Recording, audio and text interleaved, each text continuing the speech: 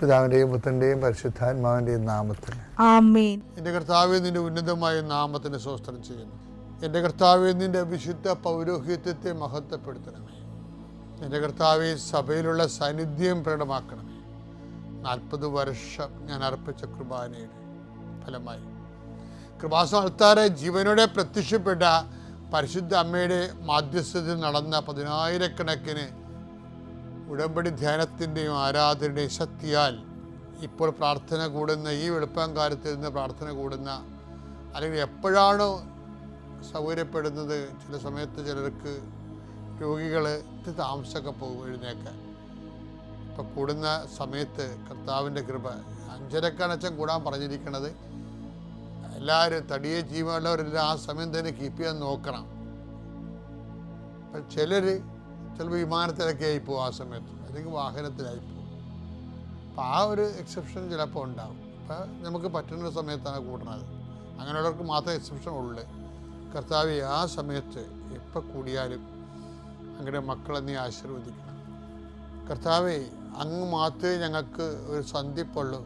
നീയാണ് വഴി, നീയാണ് വാതിൽ. നിന്നിലൂടെ അമ്മയുടെ മധ്യസ്ഥത്തിൽ ഞങ്ങളുടെ ജീവിതം ഞങ്ങൾ പൂർണ്ണമായി അടിയറ വെച്ചിരിക്കുകയാണ്.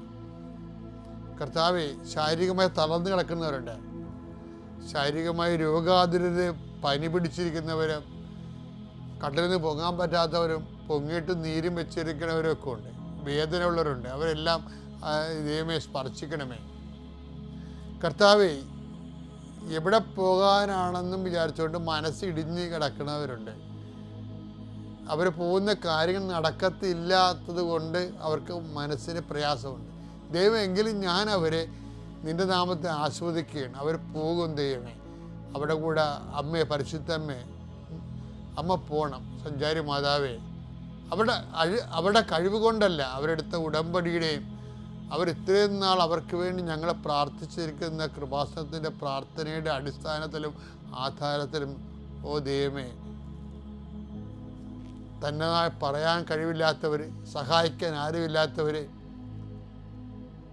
പലതരത്തിലുള്ള ആക്ഷേപങ്ങളിൽ ജീവിക്കുന്നവരവിടെ എല്ലാം കർത്താവേ നീ കൂടെ പോകണമെന്ന് പ്രാർത്ഥിക്കുന്നു. ഈശോയെ,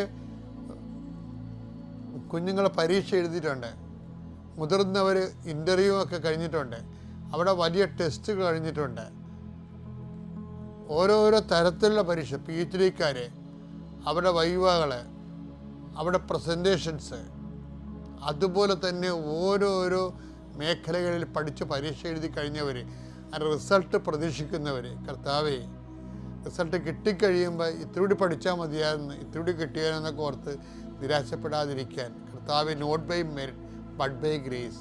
ദൈവമേ, മക്കളുടെ കഴിവിനേക്കാൾ ഉപരി നിൻ്റെ കൃപ കൊണ്ട് അവർക്ക് സമർത്ഥമായ മാർക്ക് കിട്ടി അവർ പിടിച്ചു കയറാനുള്ള കഴിവ് അവർക്ക് നൽകണമെന്ന് പ്രാർത്ഥിക്കുന്നു.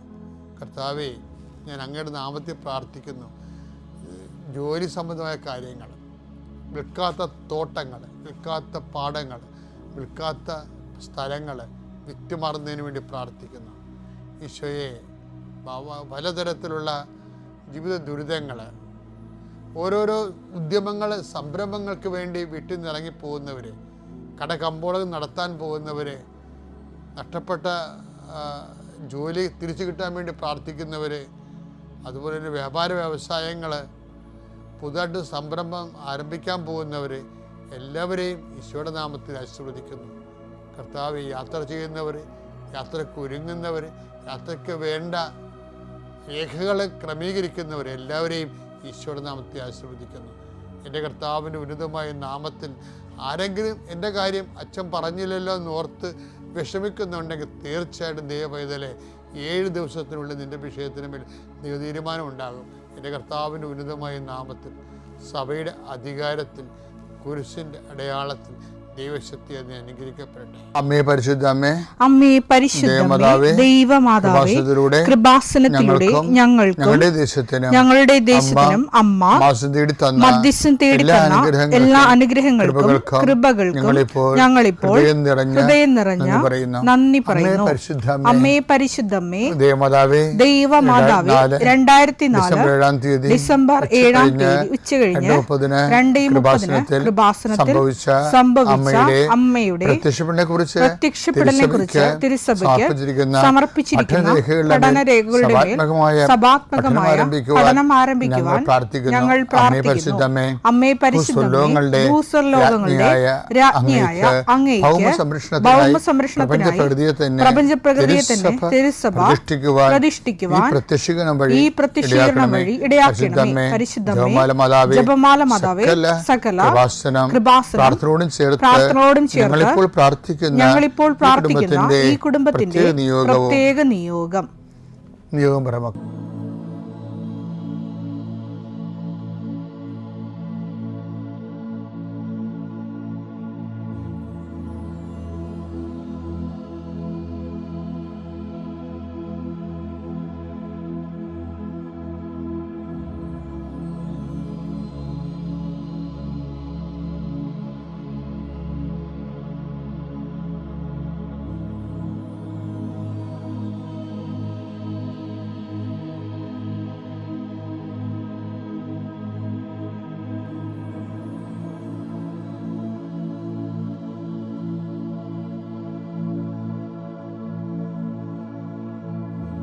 അമ്മയുടെ പ്രത്യക്ഷീകരണത്തിന്റെ ഈ അനുഗ്രഹവേളയിൽ ഞങ്ങൾക്ക് സാധിച്ചു തരുവാൻ കനിയണമേ. ആമേൻ.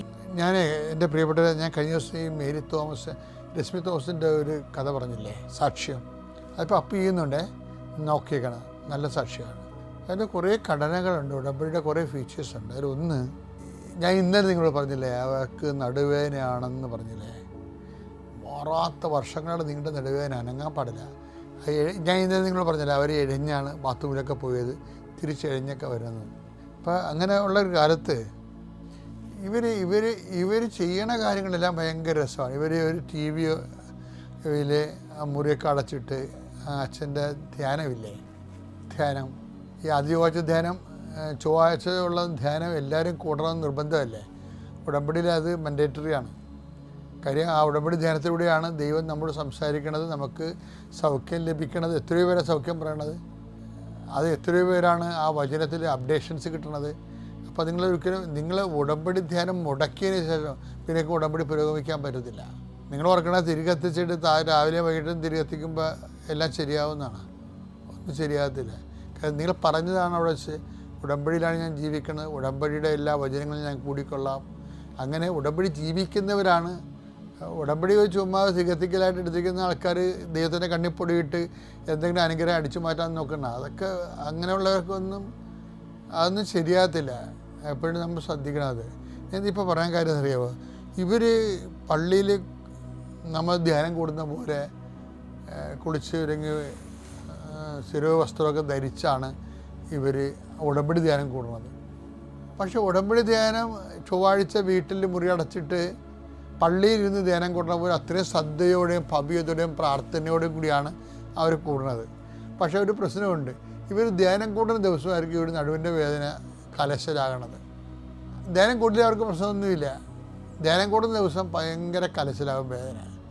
അപ്പോൾ അത് 5-6 ആഴ്ച ആവർത്തിച്ചപ്പോഴേ ഇവർക്കൊരു സംശയമായി, ഇതെന്താ ധ്യാനമാണ്, ധ്യാനം കൂടുന്നതാണോ ഇപ്പോൾ പണി കേൾക്കണത്, കാര്യം എൻ്റെ എനിക്ക് അനങ്ങാൻ പാടില്ലല്ലേ, ധ്യാനം കൂടുന്നതാണോ വേദന കൂടാൻ കാരണം.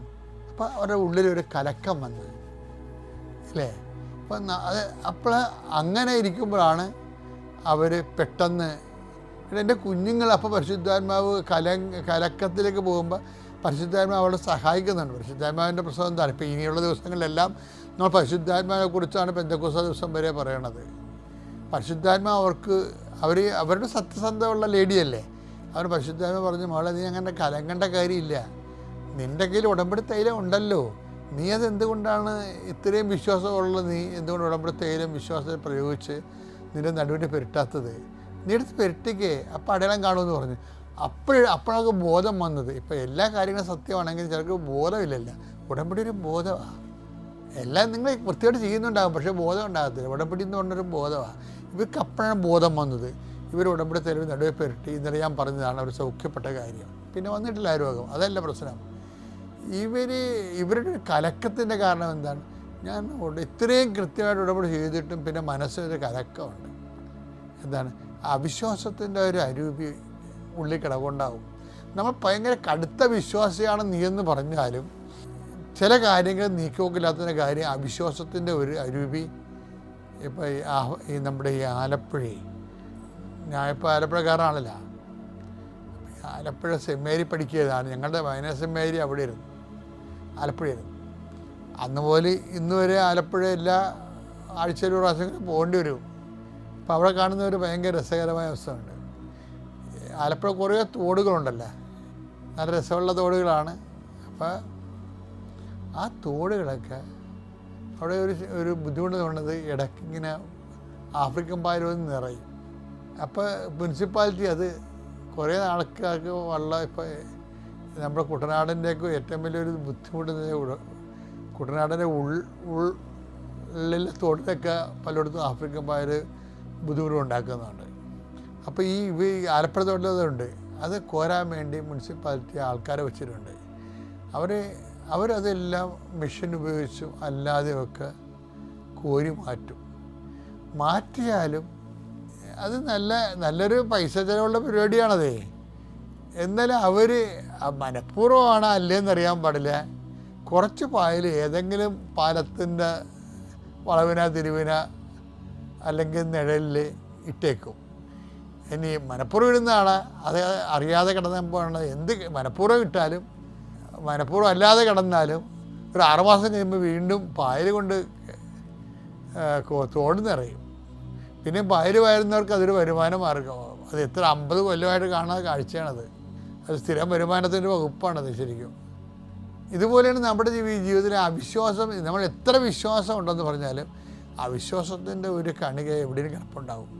ദൈവം അതുകൂടി മാറ്റാൻ എപ്പോഴും നോക്കും. ഇപ്പോൾ ഈ സെൻറ് തോമസിന് ഒരു അവിശ്വാസത്തിൻ്റെ കണിക ഉണ്ടല്ലോ, അതുകൂടി മാറ്റിയപ്പോൾ അവർ ഉടമ്പടി തൈലം തേച്ചപ്പോൾ അവർ സുഖപ്പെട്ട സത്യം അവരുടെ സാക്ഷി അവർ പറഞ്ഞു. ഞാൻ പറയണത് ഈ അവിശ്വാസത്തിനെ ട്രീറ്റ് ചെയ്യണതാണ് ആത്മീയ ജീവിതത്തിലെ ഏറ്റവും വലിയ ഒരു പ്രോജക്റ്റ് എന്ന് പറയുന്നത്. നമ്മുടെ അവിശ്വാസത്തെ കണ്ടുപിടിക്കേണ്ടതും അവിശ്വാസം ട്രീറ്റ് ചെയ്യുന്നത്. ചില കാര്യങ്ങൾ നീക്കുപോക്കില്ല വരുമ്പോൾ നിങ്ങൾക്ക് അവിശ്വാസിയാണോ, എവിടെയാണ് എൻ്റെ അവിശ്വാസം മറഞ്ഞ് കിടക്കണത് എന്ന് പരിശോധിക്കാൻ പറ്റുന്നില്ലെങ്കിൽ പരിശുദ്ധാത്മാവിനോട് വെളിപ്പെടുത്തി തരാൻ പ്രാർത്ഥിക്കണം. ഇപ്പോൾ നമ്മൾ പെന്തക്കോസ്ത തിരുനാളിലേക്ക് പോവുകയാണ്. പിന്നെയുള്ള ദിവസങ്ങളെല്ലാം രാവിലെ പരിശുദ്ധാത്മാവിനെക്കുറിച്ചായിരിക്കും അച്ഛൻ സംസാരിക്കുന്നത്. ഓരോരോ ഘട്ടങ്ങൾ പരിശുദ്ധാത്മാവ് നമ്മളെ സഹായിക്കണം. മേരിനെ പരിശുദ്ധാത്മാവ് സഹായിച്ചില്ലേ, രശ്മിയെ പരിശുദ്ധാത്മാവ് സഹായിച്ചില്ലേ, നീ ഇങ്ങനെ ചെയ്യാൻ പറഞ്ഞു കൊടുക്കണില്ല, ഓർപ്പിച്ചും. പരിശുദ്ധാത്മാവിൻ്റെ ഏറ്റവും വലിയ ഒരു അനുഗ്രഹം എന്ന് പറഞ്ഞാൽ ഓർപ്പിക്കലാണ്. അവർ പരിശുദ്ധാത്മാവ് നിറയാൻ വേണ്ടി മക്കൾ ആത്മാർത്ഥമായിട്ട് പ്രാർത്ഥിക്കണം. ഈ ദിവസങ്ങളിൽ പരിശുദ്ധാത്മാവിൻ്റെ ഓരോരോ ദാനങ്ങളും ഓരോരോ പ്രസാദങ്ങളും നിറയാൻ വേണ്ടി കർത്താവ് നിങ്ങൾ അനുഗ്രഹിക്കട്ടെ. പിതാവിൻ്റെയും പുത്രൻ്റെയും പരിശുദ്ധാത്മാവിൻ്റെ നാമത്തിൽ. വിശ്വാസ പ്രമാണം. സർവശക്തനായ പിതാവും ആകാശത്തിൻ്റെയും ഭൂമിയുടെയും സൃഷ്ടാവുമായ ദൈവത്തിൽ ഞാൻ വിശ്വസിക്കുന്നു. അവിടുത്തെ ഏകപുത്രനും ഞങ്ങളുടെ കർത്താവുമായ ഈശോ മിശിഹായിലും ഞാൻ വിശ്വസിക്കുന്നു.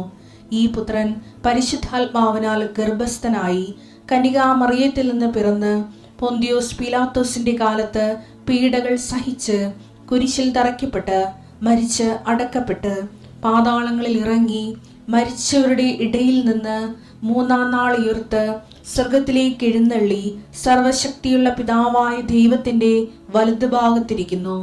അവിടെ നിന്ന് ജീവിക്കുന്നവരെയും മരിച്ചവരെയും വിധിക്കുവാൻ വരുമെന്നും ഞാൻ വിശ്വസിക്കുന്നു.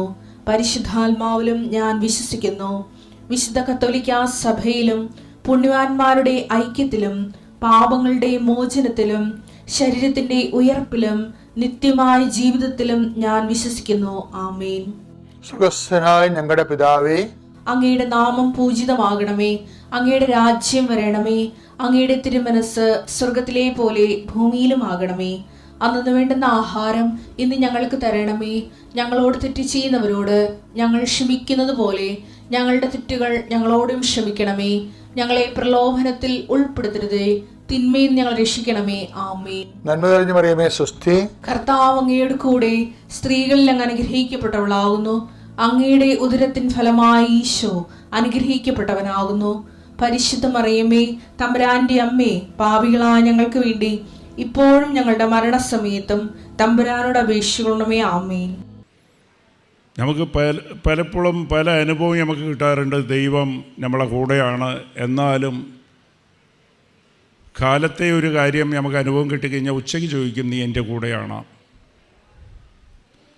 വൈകുന്നേരം ചോദിക്കും, നീ എൻ്റെ കൂടെയാണോ? നീ എനിക്ക് കാലത്തെ തന്ന് ഇനി ഉച്ചയ്ക്ക് കിട്ടുക, ഇല്ല വൈകുന്നേരം നീ എൻ്റെ അടുത്ത് ഉണ്ടാവുക, ഇല്ല നാളെ ഉണ്ടാവുക. Price the Lord. നമ്മളെ സ്വന്തം മക്കൾ കാലത്തെ നമ്മൾ ഭക്ഷണം കൊടുത്ത് നമ്മളെ പുറകെ നടക്കാറുണ്ടോ?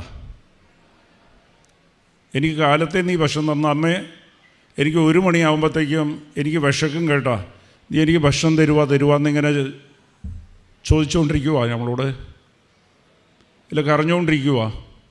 12 മണിയാകാറുണ്ട്, ഭക്ഷണം വന്നില്ല. 1 മണി ആകാറായി, ഭക്ഷണം വന്നിട്ടില്ല. എനിക്ക് വിശക്കുമെന്നറിയില്ലേ, ഭക്ഷണം തരില്ലേ? അപ്പോൾ ഒരു കണക്കിന് ഭക്ഷണം കിട്ടിക്കഴിഞ്ഞാൽ പിന്നെ അപ്പത്തൊട്ട് കരച്ചിൽ തുടങ്ങുക. രാത്രി ആകുമ്പോഴത്തേക്കും എന്തായി, ഇപ്പം നീ എനിക്ക് തന്ന് രാത്രി നീ തരുവായില്ല. Price the Lord. സ്വന്തം മക്കൾ ഒരു കാരണം കൊണ്ടും ഈ കാര്യങ്ങളിൽ വിഷമിക്കാറില്ല. എൻ്റെ അച്ഛൻ എൻ്റെ അമ്മയാണെങ്കിൽ എൻ്റെ വിശപ്പ് അവരറിയും. അതാ സമയത്ത് അവരെനിക്ക് ഭക്ഷണം തന്നിരിക്കും. Praise the lord. ഹല്ലേലൂയ. അപ്പോൾ ഇത് നമുക്കെപ്പോഴും ഒരു ധാരണ ഉണ്ടാകണം. ഇതിനെക്കുറിച്ച് ഉൾക്കൊണ്ട് കൊള്ളുന്നത് ആരാണ്? മക്കളില്ലാത്തവരാണ് ഉൾക്കൊണ്ടപ്പെടുന്നത്, അവരാണ് സേവിക്കുന്നത്. സ്വന്തം അച്ഛനും അമ്മയും ഇല്ലാത്ത ഇല്ലാത്തവരാണ് അവർ സേവിച്ച് വയ്ക്കുന്നത്. കാലത്തെ നോക്കും, ഇതിൽ ബാക്കി വന്നത് നമുക്ക് കുറച്ച് കഴിച്ചിട്ട് ബാക്കി വയ്ക്കാം, ഉച്ചയ്ക്ക് നമുക്ക് ആരും തരില്ല, അവർ സൂക്ഷിച്ച് വയ്ക്കും. അതിനെക്കുറിച്ച് ഉൾക്കണ്ടയാണ്. ഉച്ചയ്ക്ക് ഭക്ഷണം കഴിക്കുമ്പോൾ തന്നെ അവർ ഉച്ചയ്ക്ക് കഴിച്ചുകൊണ്ടിരിക്കുമ്പോൾ തന്നെ രാത്രിയുള്ള ഭക്ഷണത്തെക്കുറിച്ച് ഓർത്തുകൊണ്ടാണ് കഴിക്കുന്നത്. അയ്യോ അപ്പം വിശക്കുമ്പോൾ നമ്മൾ എന്ത് ചെയ്യും? അത് അച്ഛനും അമ്മയും ഇല്ലെന്നുള്ളൊരു ബോധ്യമുള്ളവരാണ്. Praise the lord. പക്ഷേ നമുക്ക് സുവിശേഷം എന്ന് പറയണത് ദൈവം നമ്മളെ മക്കളാകാനുള്ള അവകാശം തന്നിരിക്കുക, ദൈവത്തിൻ്റെ മക്കളാകാനുള്ള അവകാശം നമുക്ക് തന്നിരിക്കുക. ഒന്നിനെക്കുറിച്ച് ഒരു വിചാരം വേണ്ട, അത് ദൈവം നമ്മളകത്ത് ഇരിക്കുകയാണ്. Praise the lord. അപ്പോൾ ദൈവം നമ്മളെ സ്നേഹിക്കുമ്പോഴത്തേക്കും നമ്മൾ അങ്ങോട്ട് സ്നേഹം ദൈവം പ്രതീക്ഷിക്കുകയാണ്. Praise the lord. ദൈവത്തെ നമ്മൾ സ്നേഹിക്കണം, അതാണ് ഉടമ്പടി. Praise the lord. ദൈവത്തെ സ്നേഹിക്കുന്നതിൻ്റെ, ദൈവത്തിനെ തിരിച്ച് നമ്മൾ സ്നേഹിക്കുന്നതാണ് ഉടമ്പടി. അവൻ പറയുന്നത് ചെയ്യുക. Price the lord. ഹല്ലേലൂയ. അപ്പോൾ ദൈവം എന്താ കാര്യമെന്ന് വെച്ചാൽ സ്നേഹം എങ്ങനെയാണ്? യോഹന്നാൻ 14:23 എന്നെ സ്നേഹിക്കുന്നവർ എൻ്റെ വചനം പാലിക്കും, അതനുസരിക്കും, ഞാനും എൻ്റെ പിതാവും അവൻ്റെ കൂടെ എപ്പോഴും വസിക്കും. Price the lord. അപ്പോൾ ഉടമ്പടി എടുത്തിട്ടുള്ളവർ ഒരു ബോധ്യം നിങ്ങൾക്കുണ്ടാകണം. പിതാവ്, ദൈവം, ഈശോ നമ്മളെ കൂടെ വസിക്കുകയാണ്, എൻ്റെ കൂടെ ഉണ്ട്. Price the Lord. എൻ്റെ അകത്ത് ഈശോ ഉണ്ട്, ജീവിക്കുകയാണ്. ആ ഒരു ബോധ്യം നമുക്ക് ഉണ്ടാകണം. ആ ബോധ്യം ശക്തിപ്പെടുത്താനാണ് നമ്മൾ ഇപ്പോൾ അമ്മ മാതാവ് നമുക്ക് ഉടമ്പടി തന്നിരിക്കുന്നത്. Price the lord. ഹല്ലേലൂയ. അപ്പോൾ യോഹന്നാൻ 14:23 പറയുന്നത്, നീ എൻ്റെ വചനം പാലിക്കുമ്പോൾ നീ എന്നെ സ്നേഹിക്കും, എന്നെ സ്നേഹിക്കുന്നവർ എൻ്റെ വചനം പാലിക്കും, ഞാൻ നിന്നിൽ വസിക്കും. Price the lord. ഹല്ലേലൂയ. അപ്പോൾ ദൈവം നമ്മളെ കൂടെ വസിക്കുക എന്നുള്ളത്, ജീവിക്കുക എന്നുള്ളത് നമുക്കെപ്പോഴും ഒരു ബോധ്യം ഉണ്ടാകണം. ഉടമ്പടി എടുക്കുമ്പോൾ, എൻ്റെ എടുത്ത് കഴിയുമ്പോൾ എപ്പോഴും നമ്മൾ ഇവിടെ വരുമ്പോൾ തന്നെ, ഉടമ്പടി എടുക്കാൻ വരുമ്പോൾ തന്നെ ദൈവം എൻ്റെ കൂടെ വസിക്കുകയാണ്. Praise the lord, hallelujah. അപ്പോൾ ദൈവവചനം പാലിക്കാൻ എന്നെ ശക്തിപ്പെടുത്തണമെന്ന്, അതുകൊണ്ട് മധ്യസ്ഥ അമ്മയോട് നമ്മൾ എപ്പോഴും പ്രാർത്ഥിക്കണം. അമ്മയോട് പ്രാർത്ഥിക്കുമ്പോൾ, ഇവിടെ ഉടമ്പടി എടുക്കുമ്പോൾ, അമ്മ വഴി എടുക്കുമ്പോഴത്തേക്കും നമുക്ക് ശക്തി പ്രാപിക്കും. Price the lord, hallelujah. ഇത് നമ്മൾ പലപ്പോഴും നമുക്ക് ആ ബോധ്യം ഇല്ലാത്തതാണ്. ദൈവത്തിന് നിന്നെക്കുറിച്ച് നല്ല കരുതലുണ്ട്. നിനക്കെന്താ ആവശ്യമുള്ളത്, നിനക്കാവശ്യമുള്ളത് ദൈവത്തിന് അറിയാം. നീ ചോദിക്കുന്നതിന് മുമ്പേ അറിയാം നിൻ്റെ മനസ്സിൽ എന്താ ഉള്ളതെന്ന്. മത്തായി 6:8 കൃത്യമായിട്ട് പറയേണ്ടത്, നിൻ്റെ മനസ്സിൽ എന്താ ഉള്ളത്, ആവശ്യമുള്ളതെന്ന് ദൈവത്തിന് കൃത്യമായിട്ട് അറിയാം. Price the lord, hallelujah. നിനക്ക് എന്തൊക്കെ ആവശ്യമാണെന്നുള്ളത് ദൈവത്തിന് അറിയാം. നിൻ്റെ ആഗ്രഹങ്ങൾ ദൈവത്തിന് അറിയാം. Price the lord. പക്ഷേ ഇതെല്ലാം അറിയാമെന്ന് പറഞ്ഞാൽ, ഇത് ദൈവത്തോട് കാണിക്കുന്ന വിശ്വാസം എന്താ? നമ്മൾ ഉൾക്കണ്ട കൊള്ളാതിരിക്കുക, എപ്പോഴും ഒരു ബോധ്യത്തിലിരിക്കുക, ദൈവം എൻ്റെ അകത്ത് ഉണ്ട്. Price the lord, hallelujah.